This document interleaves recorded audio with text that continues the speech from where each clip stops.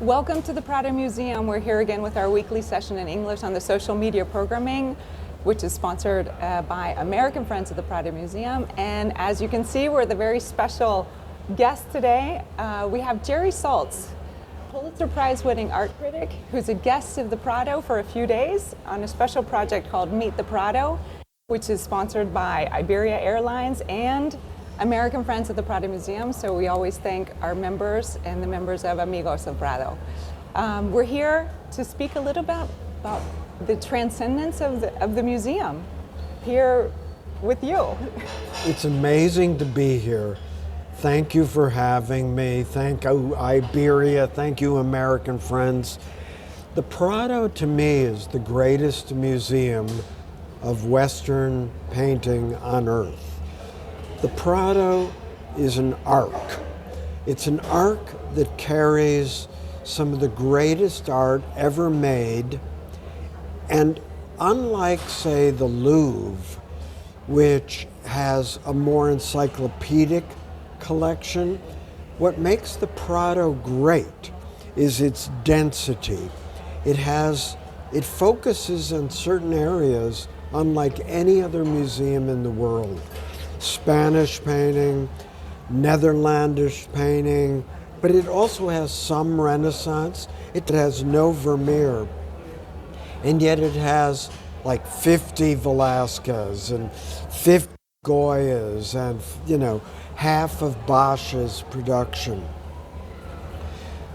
What happens at the Prado, I think that every person alive, if they can, every art lover, which is what I am and what you are, should make it their business to take a trip here and spend 3 days in the museum. 3 full days from opening to closing. Put a whole bunch of sandwiches from your hotel in your pocket, come here at 10, and look at where your nose takes you. Don't come with any agenda.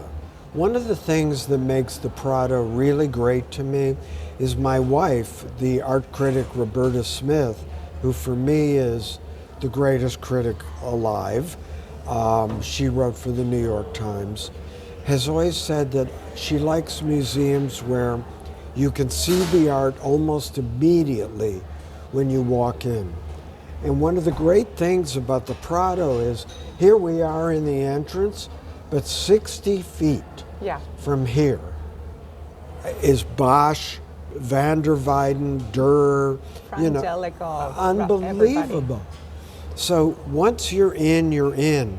Again, unlike the Louvre, where, am I allowed to say this? Of course. It's tremendous, but you go down an escalator, under a pyramid, no one likes it, you're in a single file, you get into the basement, and you don't know where you are, you get lost in the Louvre.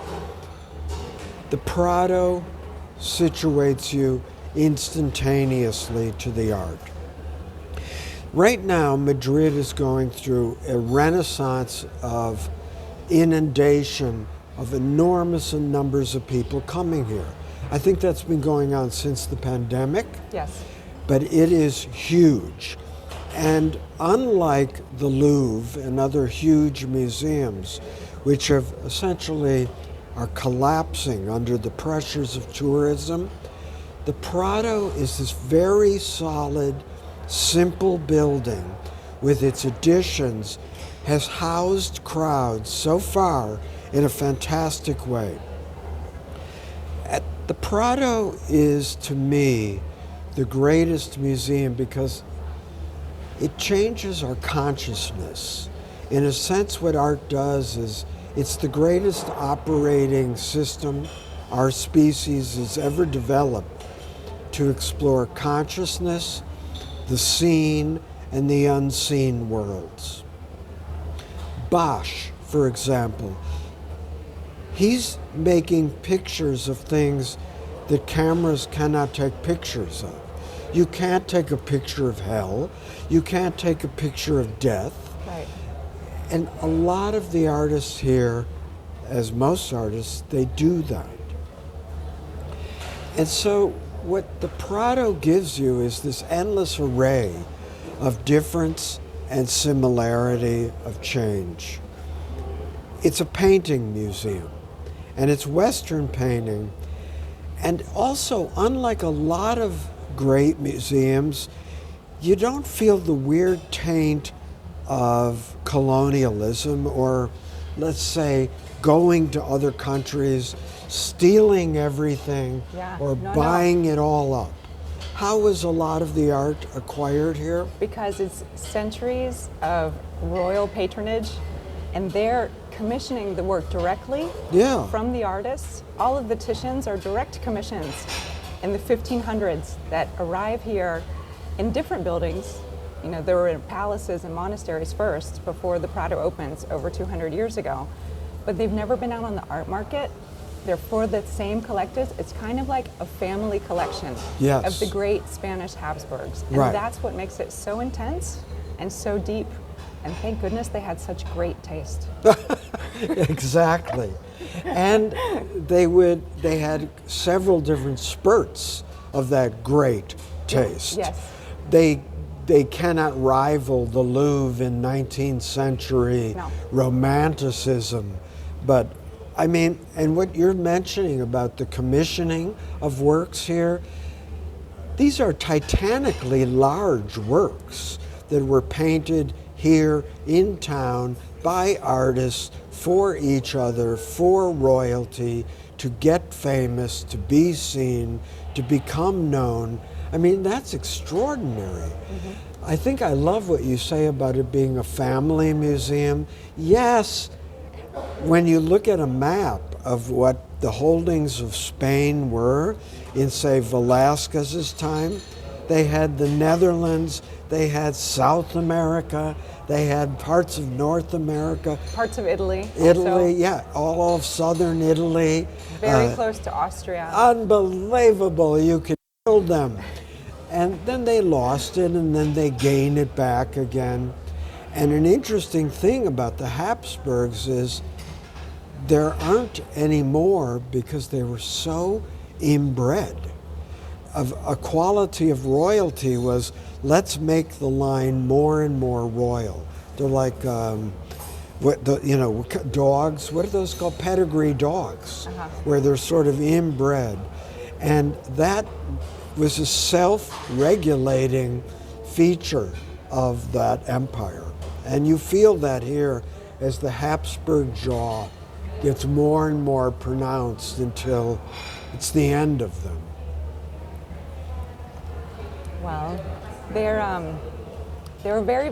were part of the people that really recognized the usefulness also of art in creating their image, especially in the first part of the 1500s, and then also in the 1600s. So it's really deep in the 16th and 17th century. You know, those three schools, the Italian, the Netherlandish, and those two kind of fused together to influence the Spanish style. And then it's also a museum that's cross-referential.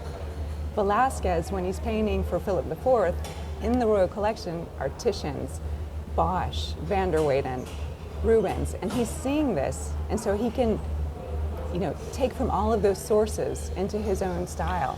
And then Goya comes later with the Bourbons, and he says that his teachers are Velázquez, nature, and prints from Rembrandt. Right. Because he's kind of more self-taught. Right. Amazing.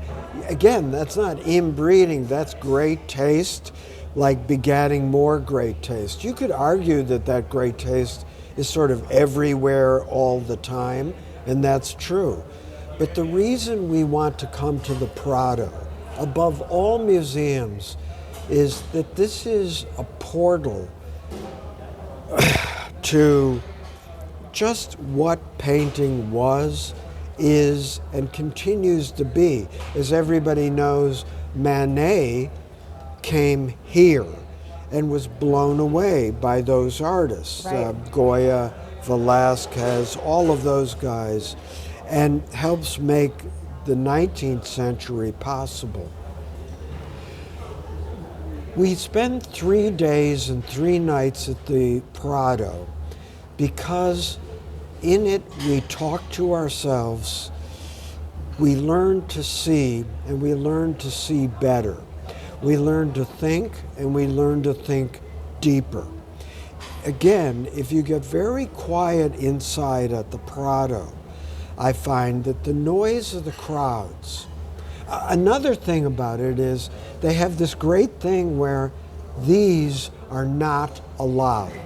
Now, when I first used, yes, I first thought, I want one, I need one, but the absence of our phones takes away. It's very important. This and taking pictures and lining people up. The focus is on the art, and you can see what you need to see here. No matter how big the crowds are, yes, they move through in great packs, but they only linger a few minutes. And imagine if this were the first museum you were brought to as a young person, what it could do to you. Mm-hmm. This is what it still does to artists everywhere. The Prado is a museum that tells the story of artists beating their heads against the wall, of impossibility, of trying to make something work that should not work, like painting this blue to gold and that to this. These are people that would not be smoked. And the Prado is the greatest of all museums. I love the Met Museum in New York. Yo, Met, you're the great encyclopedic museum. Better than the Louvre because you can see art the minute you walk in the front door. But to become a person, you come to the Prado.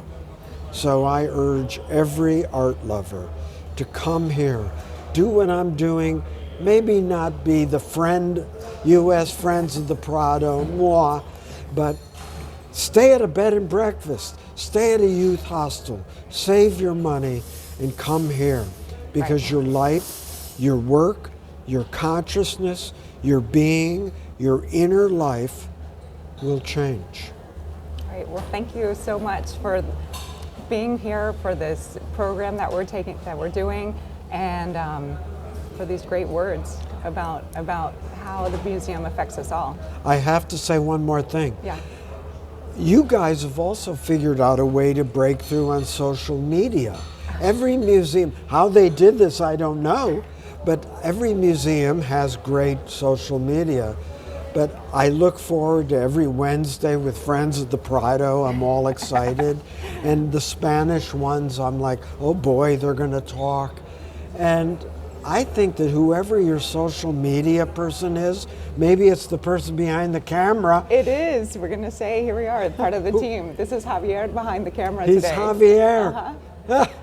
I would Bernardo say and the whole team. There's a whole team. Everyone I met here is beyond astonishing, and I would say let that team have its rope, and they're building something for the Prado that every museum should have. Listen, other museums, thank you for having me. It's our pleasure. Thank you very much for coming. You're welcome. I want to live here. That's a good idea. I'm going to move here. I'm an excellent driver. Okay. If you need any deliveries. Excellent. We'll keep that in mind. Thank you. Thank you. We'll see you again next week on our English sessions on the social media. Thank you for being there.